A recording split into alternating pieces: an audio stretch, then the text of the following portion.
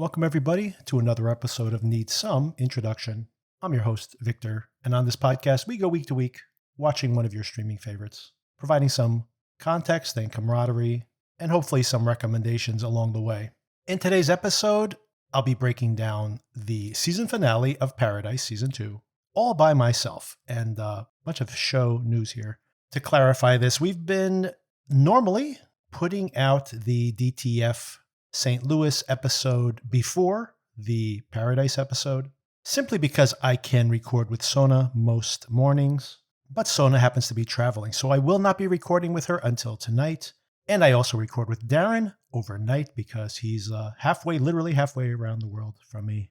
And for just annoying technical reasons, I have to publish an episode before the end of day today if I plan to publish another episode tomorrow. And they don't step on each other just because of the way my platform works. Anyway, it's just silly technicalities. So I've decided I'm going to put out the Paradise episode immediately, my immediate reaction to watching the show just this morning. But I will indeed be catching up with Darren, and we will be discussing this episode, this season overall, predictions for season 3, and also just some other things we've been watching along the way. And that conversation will be in the same conversation I have with Sona about DTF St. Louis.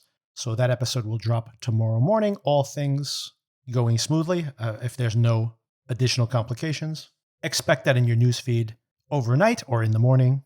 And of course, if you are not watching DTF and you just want to hear my conversation with Darren on Paradise and get his insights as well, I will clearly delineate them in the show notes. So of course, always use the show notes if you want to navigate the episode, but specifically in this context. But we have even more show news.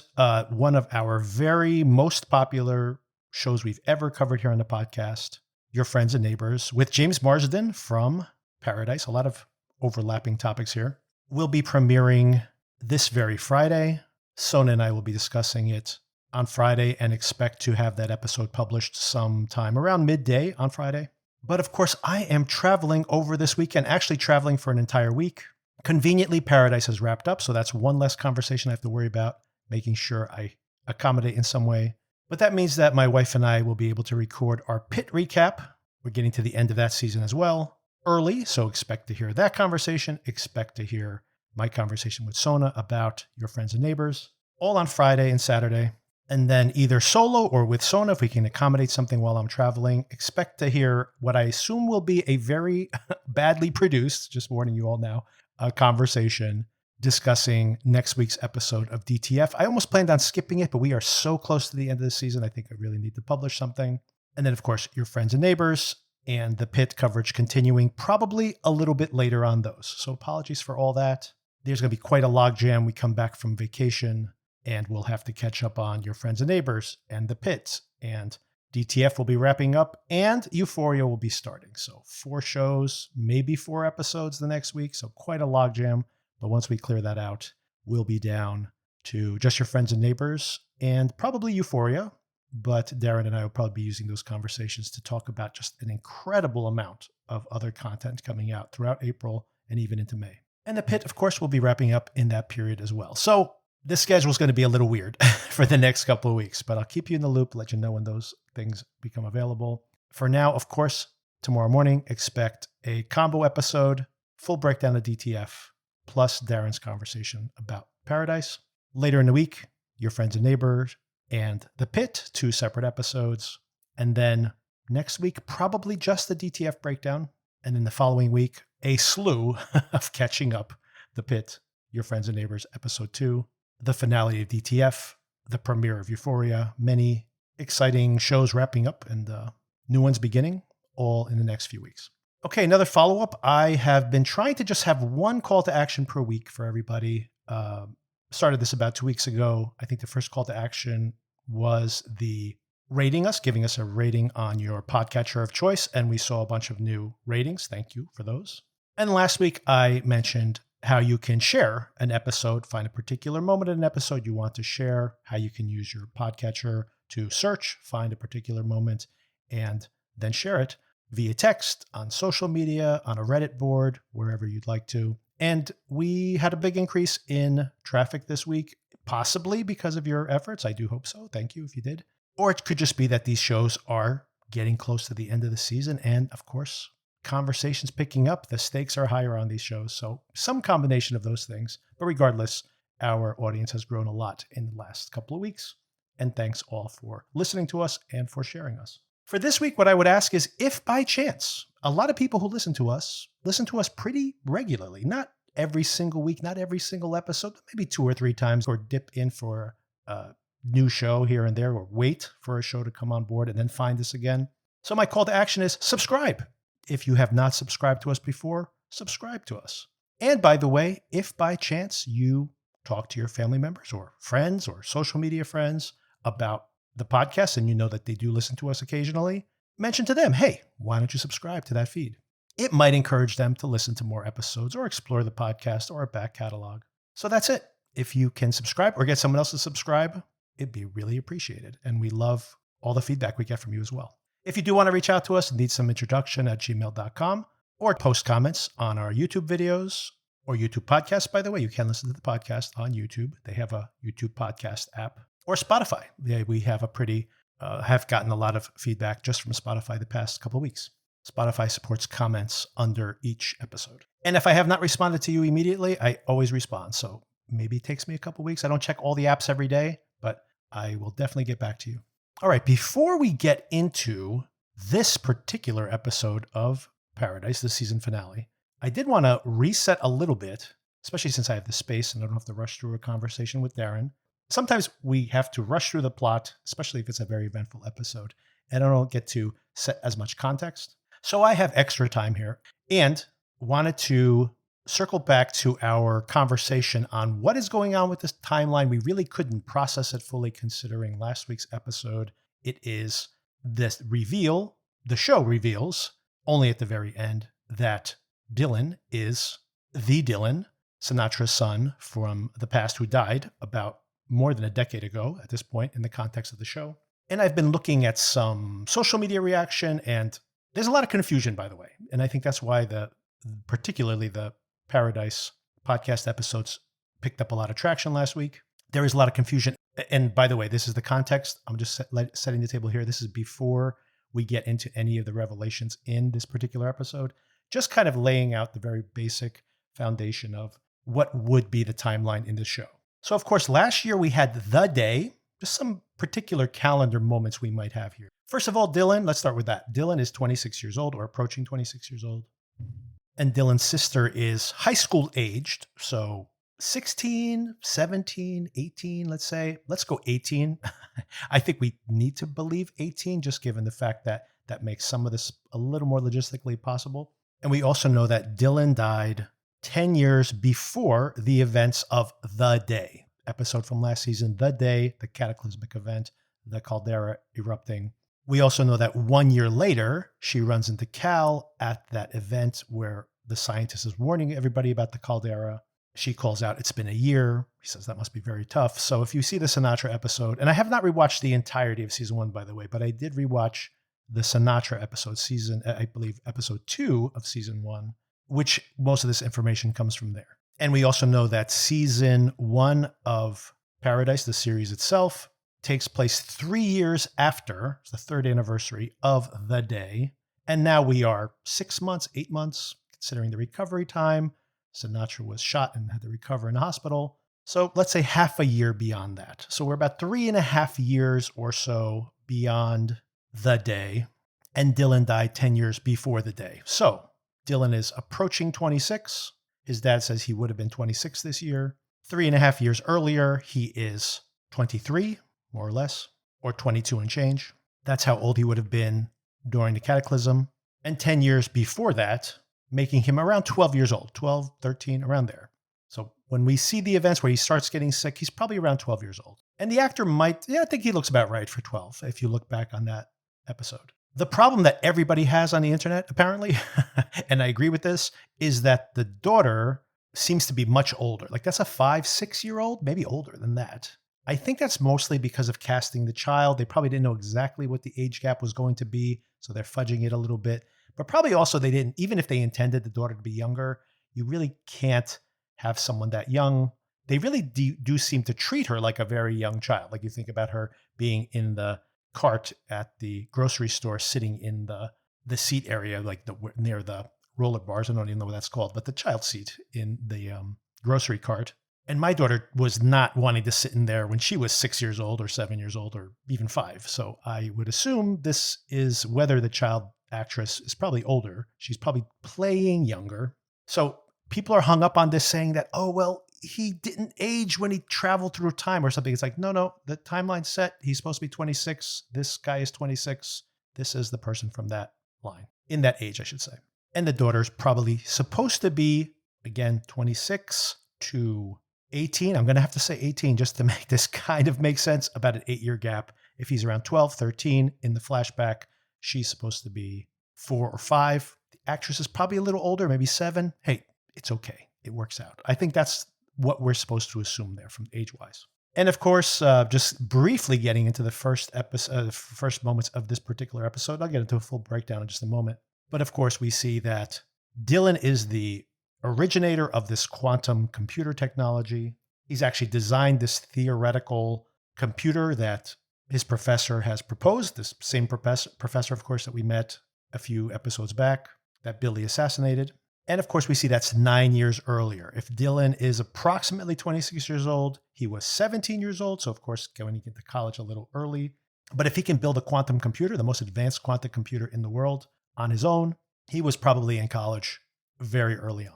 And then, of course, the giant question from last week that hung over all of this is, if this kid in some parallel universe died at 13 or was abducted by some government cabal because they knew this genius kid would be able to build this technology, he obviously would have known who his mother was, and he would know that that person was Sinatra because he was born from Sinatra. Even if we're looking at a parallel universe, there had to be some close version where the mother was the same.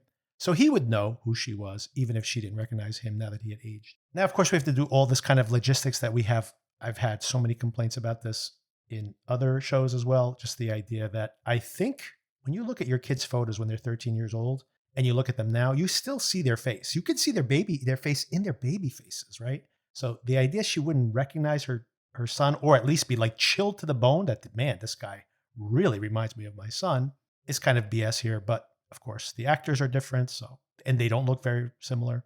But we'll take that all with a grain of salt. But the whole idea that how does he not know her if he is in an alternate timeline where she was still the mom? Well, let's see how satisfying we consider those answers to be. All right, to the episode itself, called Exodus, which immediately teases what is to come in this particular episode.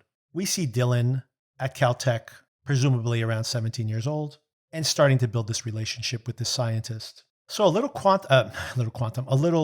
context setting for quantum computers. I am not an expert at quantum computers, and this is something that does make my head hurt a little bit. But conceptually, it's fascinating to me, the idea that if you know anything about quantum states, the reality is that in a quantum state, you can be in more than one superposition at a time. This is something that was explained. Also, if you want to go back and listen to this, the Apple TV series Dark Matter also had a giant quantum box that people could enter. But the idea is that you can use the fact that an object can be in two quantum states at once as a way to calculate very complex mathematical equations very, very rapidly. Because what it allows you to do is to model multiple states at once. So you can imagine traditional computing, you're saying, this can be an outcome. There's a 10% chance of this. There's a 20% chance of this. And you basically run out that scenario from beginning to end, and you model that one sequence of events. And even a very powerful computer needs to play out one scenario and then rewind and play out another scenario and another scenario. And you can imagine this as like an equation that feeds back information back to itself. But the information isn't like the answer is 5 and you feed back 5. Imagine where it's like there's a 10% chance of this. There's a 25% chance of this. And then you have to weigh out those options. And then you get to the end and you're like, well, here's all the scenarios. And so now we got to the end. And once everything coalesces, we actually have like an 85% chance of this result. So this is the most likely result. This is very useful for medical research, for example, where you need to see like, well, how do we predict that this chemical will react with this DNA combination? And sometimes you end up with a very, very scattered result. It's very diffuse. Everything's at a 1% or less. But all that is to say, this is incredibly time consuming because you need to run so many scenarios over and over and over again that you basically need to rewind to different set points. You can imagine it literally is an infinite number of equations you need to write. If you use a quantum computer to do this, then what it allows you to do is that one calculator, one unit, rather than being binarily on or off, can actually be in multiple superpositions at once. And each one of those superpositions can now feed into another step in the equation, which also allows superposition. So this allows that you can have many, many different scenarios that are all calculating with a relatively small amount of compute, because since everything's in superposition, you are just basically building out models exponentially very quickly. And then if you hit a result you're expecting to, the whole thing can collapse down and then exponentially explode from there. So it is a much, much faster way to potentially calculate something that might seem like nearly infinite with relatively quick results. And you've probably seen, if you know anything about quantum computer technology, you see that if it was reliable, and there's a big if there, and that's kind of what's hinted at here in this kind of pseudo talk at the beginning, is actually being able to error check, because that's a big problem with quantum computers now. What they've actually modeled is that they're not that reliable because there is a lot of haziness in this calculation. And they've gone from like being 50% accurate to being like 90% accurate to being 99% accurate. And what he's modeling here or describing here is a way to have the model self-correct. I don't know how that would happen. That's a mathematical concept that they're beyond where I can get to, but they're using some real scientific jargon here in describing in this very first scene what could be feasible with this quantum machine.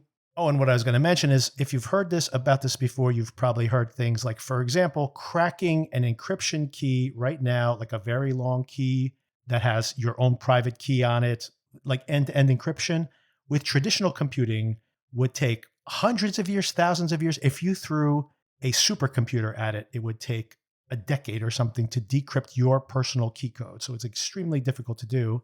But these quantum computers can crack encryption because they can run so many different parallel scenarios simultaneously. They can crack them in seconds. So something that would take decades or hundreds of years, depending on the amount of compute you could throw at it, can be done in mere seconds. And you think about all that, that's just for traditional computer coding. Now imagine being able to throw all that at a AI computer, an AI technology, I should say, not really a computer. But it would be an incredibly powerful technology, and maybe frighteningly powerful when you consider how many scenarios can be being run by something that is semi-intelligent or perhaps intelligent at some point in the future. And you think about models being able to advance on their own and being able to do that with quantum technology, it would be truly terrifying potentially. But that is all science fiction right now. First of all, we don't have true AI. And second of all, quantum machines are extremely energy intensive and are not that reliable yet, but the technology shows an incredible amount of promise. So that's a little bit of context. This kid's 17 years old, but he has built a quantum computer that is reliable based on the model that his teacher is suggesting. And this allows him to go into business with his professor to establish the company, of course, that Sinatra needs to build this computer called Alexa. And of course, we meet Alexa herself. I'm sorry, I mean Alex. Again, sorry if I activated your Amazon machines. And his wife, Alex, is already starting to show symptoms from her degenerative disease, even now. Although the scene in the future when Billy shoots him and he euthanizes his wife is all yet in the future at this moment in time. So this is kind of fascinating. All season long, we've been thinking, who is making Alex manipulate the past? And this gets into some, and maybe not fully developed yet, but this gets into some fascinating paradoxes that the show is raising here. Very late in the going, honestly. I would have preferred them exploring some of these themes a little bit earlier, but I guess that could be or will be space for that in season 3. But first of all, that you need to split Dylan away from his mother so that they can, in a way, work in parallel. Dr. Miller is the face of the company. Sinatra presumably does not know what Dylan looks like at this point, or Link as he'll eventually be called. And I presume at this point, if he's 17 and her son, her version of her son, died at 13 or 12, whatever it was, he would be very recognizable to her at that age. So she couldn't have seen him, I would guess. And then she funds this program. We've heard about your computer. She wants to prevent this ecological disaster, needs the most powerful AI in the world to be able to do this. And indeed, a fully functional, self-correcting quantum computer could be that machine. So she gives him a blank check. They build the machine. The machine achieves the goal of becoming this superintelligence, which terrifies Dr. Miller. And when he wants to turn it off, this is what leads Sinatra to take drastic action and have him assassinated. Now we have some additional context to that. When he accepted his fate, he sees now that they're seeing anomalies, that objects are out of place, that they're seeing that they believe that Alexa may be manipulating time itself. And theoretically, I assume in this case, collapsing, just like we talked about the quantum states collapsing, somehow being able to collapse multiple alternate timelines into a single timeline because they're noticing objects are slightly out of place. So maybe this is like a slight variant timeline where the glass was slightly to the right or to the left, or someone poured a different drink and all of a sudden it's something else is on the table. And you're like, what? Where was that? Did I bring that? Where's my coffee? Where did it go? Apparently little phenomena like that probably. And you can imagine maybe I'm just getting into my own head. But of course he says that, just as I mentioned in that context setting part of this script, that this supercomputer was not only able to calculate an incredibly difficult math program that would take all the computer capacity in the world, infinite amount of time to calculate, and solve it in seconds. Of course, this is a time scale that's way beyond the current quantum machines, but you can assume this is much more powerful than that. But actually in the general ballpark of what we have seen with some of the new quantum technology.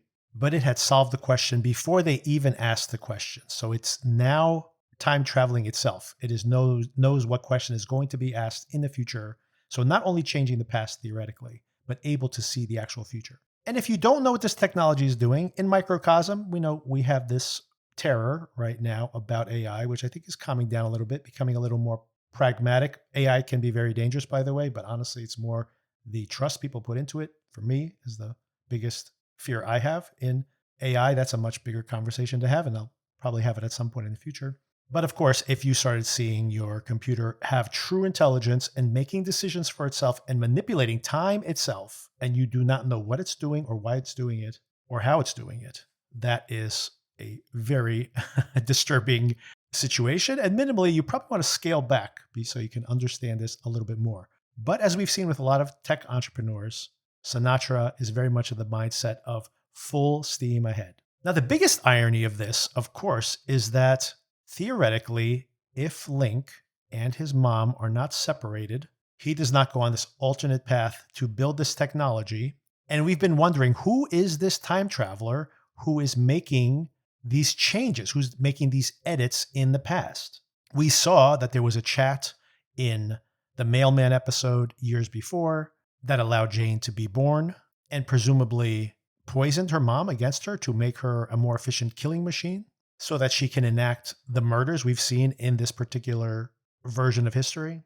And who was that? Who is this time traveler?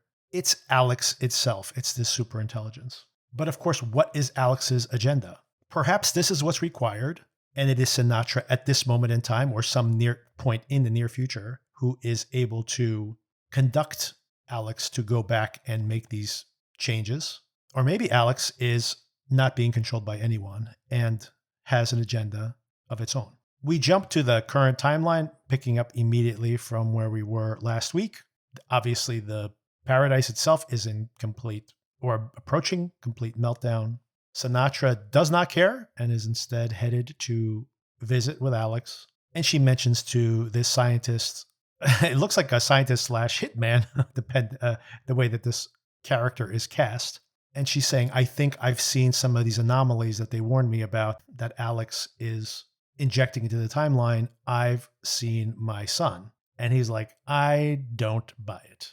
Nicholson's performance is interesting here because Sinatra definitely looks like a zealot. She's a little wild-eyed and she's believing all of this. It's all working. She doesn't even care about the imminent meltdown of paradise. because she's so focused on this. But she's correct. It's all correct. Indeed, Alex is able to manipulate time, and she has met a version of her son. Even though Dr. Shea says this is unlikely, he's like, well, even though Alex isn't turned on, we do think it's trying to communicate with us. It's predicted weather patterns, I guess trying to convince who's ever reading this information that it's for real. Predicted that Sinatra would be arriving that day, has given an encoded key to Sinatra, and has also predicted that Sinatra will be dead by the end of the day. Oh, damn! Dun, dun, dun. Paradise, Exodus. Xavier's on the train with his new family unit. Obviously, Terry's there. Bean is there, the boy. Their baby Bean is there as well. A whole new family unit, by the way. Wait till they get home and they're like, hey, Presley and forgotten son James, who finally gets to speak a line of dialogue this episode. You've got adopted siblings. Xavier has this flash forward to walking behind Dylan. We've seen this over and over again. Dylan is trying to speak to him now. Maybe it's becoming clearer as things are approaching this inevitable moment. And they are approaching their arrival location as well, where they're going to meet with the rest of the crew. And they've gotten news that they are about to breach the Paradise bunker. By the way, inside of Paradise, we just briefly see the light going across the dome and imitating a sunset or sunrise, I guess, because they're arriving in the dark. Xavier, that is. And I miss seeing this. I miss seeing this, the fun of seeing Paradise last season, just the way that they've imitated the outside world. Anyway, I like those little details. And unfortunately, we didn't get much of it this season. And then a whole bunch of stuff happens. Link and company are there, obviously. I don't think they have enough firepower to get into the bunker, but they don't need to because Gabriella, who's still sitting there, as I had predicted last week, still sitting there with Jane's body in the shower. She's blood splattered and probably traumatized, but heads down when she gets the notification that something critical is happening. The whole idea that these bureaucrats are sitting there going like, wait a second, the whole thing's going to melt down and we're going to have a nuclear meltdown here and everyone's going to die. And Gabriella says, well, we're going to have to open the doors to see if we can avert this catastrophe. And they're like, no, we can't. We have to sit here and die. There's some kind of critique there about being too much of a rule follower or a coward, really, just a coward to take any kind of decision. The fear of Sinatra is more than killing everybody inside of Paradise. And of course, that allows the doors to open and then they're able to enter, but they need the bulldozers to clear the way. But Terry and Xavier go on foot to see if they can catch up to the kids. The girls are in the elevator. Get out of that elevator. Oh, and of course, the prison escapees who are trying to keep this meltdown from happening. The one scientist blown back as the cooling system shuts down. And despite the fact that Gabrielle is totally against Exodus, we are not just making everybody out into the wild on foot. Once the cooling tower blows up, there's no way to avert this meltdown, and she calls it time for Exodus. And then we see a really very cool juxtaposition of how it's still the calm, idyllic fantasy of what Paradise is disrupted with this warning that everyone must exit Paradise. There's some compelling but some really strange interactions here in this moment in the show. Obviously, Sinatra gets to come back and be so what's going on? Okay, nuclear reactor meltdown. Okay, catch me up. And Tarabi thinks she's going to get yelled at by mommy because she called an Exodus. And she's like, no, that's the right thing to do. When there's a full-on nuclear reactor meltdown and there's no way to cool or prevent that reaction, you should probably try to get people out. So, you know what, Dr. Tarabi, you should go help those people. You're good at that. You're good at helping people. Except for Jane, you gave her a knife in the back, but she wanted to kill me. I like the reaction of these technicians there being like, wow, the moms are fighting again. Some revelations there too. Oh, Jane, okay. She was going to murder you and then you murdered her instead. Okay.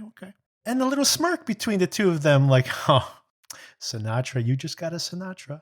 Oh, Gabby, always with knifing the psychopaths in the back. Oh, and by the way, now everybody's gone. It's just Sinatra. She's let the crew leave. And also everybody in the whole complex is leaving except for Xavier and Terry going in the opposite direction. Terry's trying to take it all in. Wait, you guys got water? You guys got a sun? What's going on here? It's a lot to unpack, but she needs to keep moving. I do wonder, everybody's got these bags in their hands. This is happening pretty quickly, I presume. Do they all have a go bag ready to go at any time? Possibly. That might be something you need to do here in Paradise. Just in case, everybody, keep a go bag ready to go. I wonder if there's anyone lingering behind. You always hear about these stories like a hurricane hits and everyone gets evacuated and they have to go and rescue the remaining people. Sometimes it's like the elderly who can't get out of their homes or their nursing homes. But sometimes it's just like, they always say there's going to be a nuclear reactor meltdown. I'm not going anywhere. Oh, and of course, Sinatra Redmond, she contacts Dr. Chase. Dr. Chase says there's some weird draws, of course, from energy draws. This is related to the nuclear power reactor melting down. And she says, you're nearly 100 miles away, so you should be okay. 100 miles? How fast does this tram move that she went 100 miles? How many hours did this tram ride take? I mean, I guess she's been really out of the loop for a really long time, which makes sense in the context of what we're seeing on the show. But I felt this was more like a few hours. But then again, you know what? Now I got to circle back and think about all this. They've just taken this train ride from the East Coast.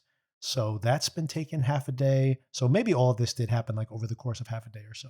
I hope Sinatra took a nap on that tram ride. It does not look very comfortable. I got to say, it's a lot of metal. If I had to take hours of ride on that thing, I would definitely have a cot with some comfy blankets and maybe an iPad loaded with some movies. Sinatra, by the way, I don't know if this is written this way or she's just a terrible person or just so utterly fixated by the fact that Dylan died and she could never get past it. She has said this. So once again, this might be written this way, but they are in full nuclear meltdown. She has not checked with her husband if he's evacuating.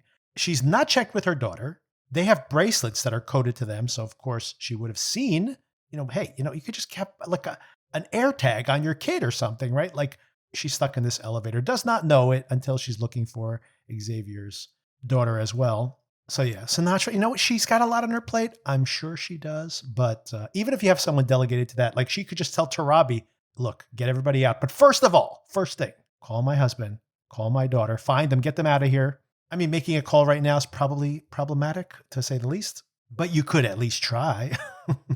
And of course, she sees Dylan and she's just like goo eyes. That's all she cares about. Even though she's also not concerned that her deceased son is now coming back into Paradise just as it's melting down. Of course, caveats around all of this. She thinks everything's just going to work out fine. Alex has got this all figured out. But if she really believes that, then why is she so concerned about seeing her daughter in that elevator? See, there's a lot of things here that don't add up.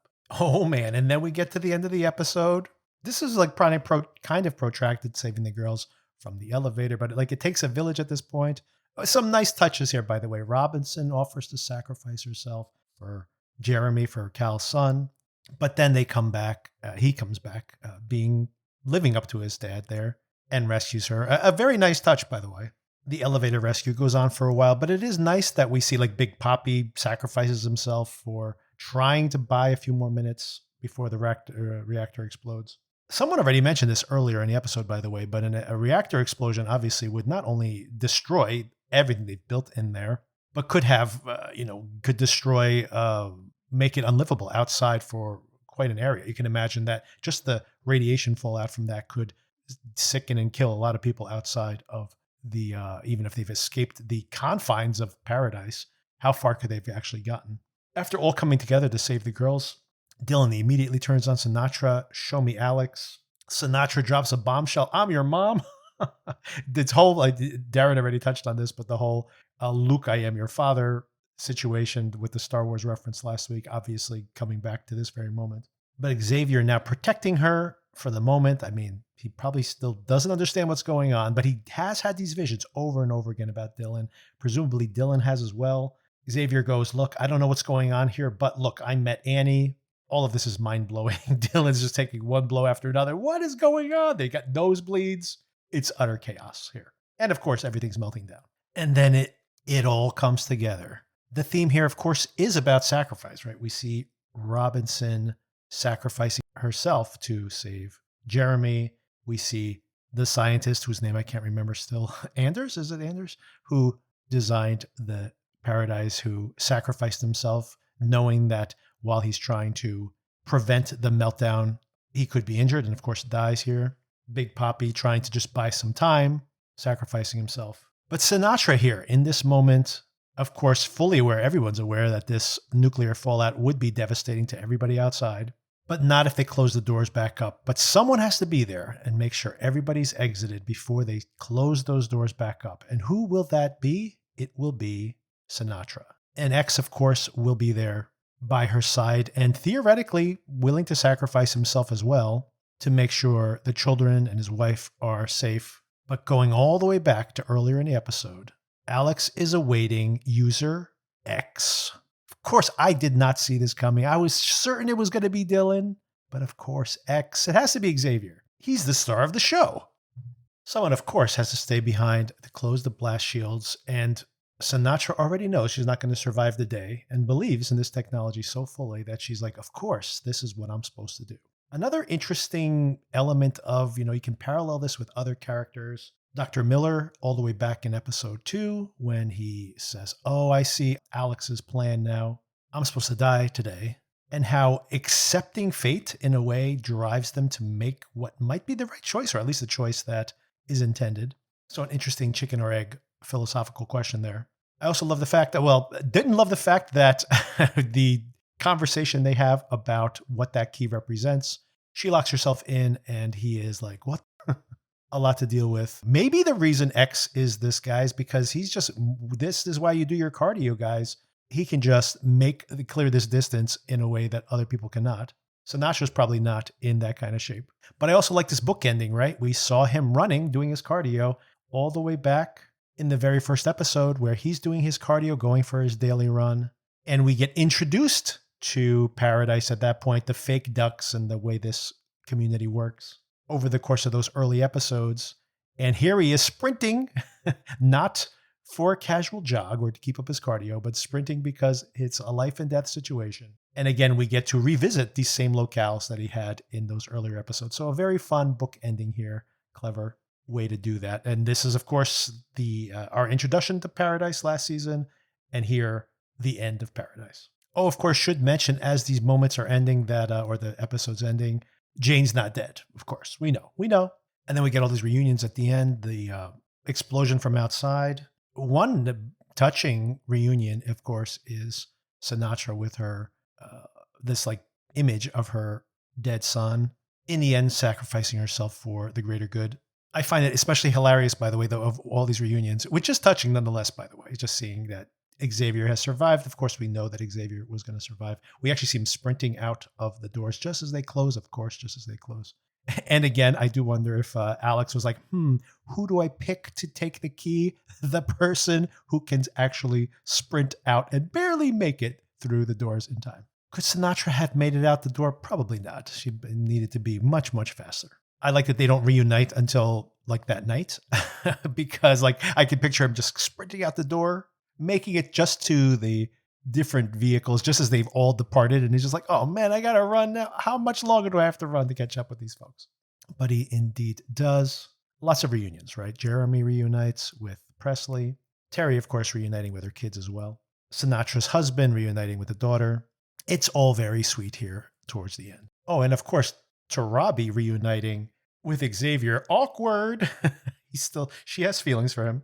But by the way, look, my wife, here she is. She's still alive. And of course, Xavier has lots of things to say to Dylan. And of course, Dylan, one more reunion before I could forget. How could I forget? Dylan and his baby. And we get a couple of big things here at the end, of course. First of all, we get a cover. We knew we had to get at that 80s cover. And it's Another Day for You and Me in Paradise. The Phil Collins song. The down-tempo cover, which has been a theme of this almost every single episode. Not quite every episode. I think they missed one of this entire 2-season project. And apropos, we are bookending this, of course, with the very first episode of the series itself. But we hear the conversation, of course, obscured to us earlier, just so we can have it here. There's a quantum computer that can undo all of this, and it's already happened. Again, this idea that Sinatra, is willing to be fated to all of this because she, especially after seeing Dylan, is convinced that the quantum computer has already resolved it all. And user X is Xavier. And if he can get to this bunker 100 miles away, more or less, under the Denver airport. And apparently will be there with Dylan, who invented this technology in the first place. They can time travel, and if they do exactly what Alex says, prevent all of this from happening. Now, what does that mean? The caldera doesn't explode? How could they prevent that? I am so curious. Now, the idea that they can keep the reactor from melting down in season 3, pretty simple to do, but that, of course, was intentionally concocted by Alex to force these reunions and these connections. So that's not what's being prevented. It's everything. It's the end of the world itself. And we know that that's the case because Alex has said to that baby in her flashback episode from this season that one day everybody would be walking back under the stars. And we know that it's not only the caldera that had this initial impact, but that there is this Venus effect that they are trying to, or syndrome that they are trying to prevent from happening. So even if we're not talking about people back out because of this exodus back into the natural sky again, because apparently this is just a reprieve before things get much worse yet again, and the planet is completely uninhabitable. So somehow Alex is going to able to go back in time and prevent the caldera from erupting. Still have a question mark how this is man-made, although there seems to be multiple indications that that is the case. Maybe it's because the ice doesn't melt. Maybe that is the ice was preventing the caldera from erupting. So somehow Alex can prevent what? It can prevent global warming? We have to go much further back. Or maybe you can get everybody on Earth to focus on preventing the temperature rise. I guess that's something you could do in the somewhat foreseeable future. But who knows? Who knows how far back Alex can actually go to change events. Also very curious as to how Jane is obviously part of this, right? We explicitly see that Alex is involved with getting Jane to this position and her surviving all of this. So apparently she still has some use to this whole project. I'm not in love with that. And I can't wait to talk to Darren about how interested he is in seeing that storyline continuing. So this is my immediate reaction. I've literally just finished watching this episode not less than an hour ago. So I will continue to process. I will have more questions for Darren. We'll get his impressions of the episode. And that'll be published very soon, before tomorrow morning, along with my conversation with Sona regarding DTF St. Louis. So stay tuned. Lots more to come. And even specifically about Paradise. So stay tuned for that follow-up episode. All right, thanks. And talk to you soon.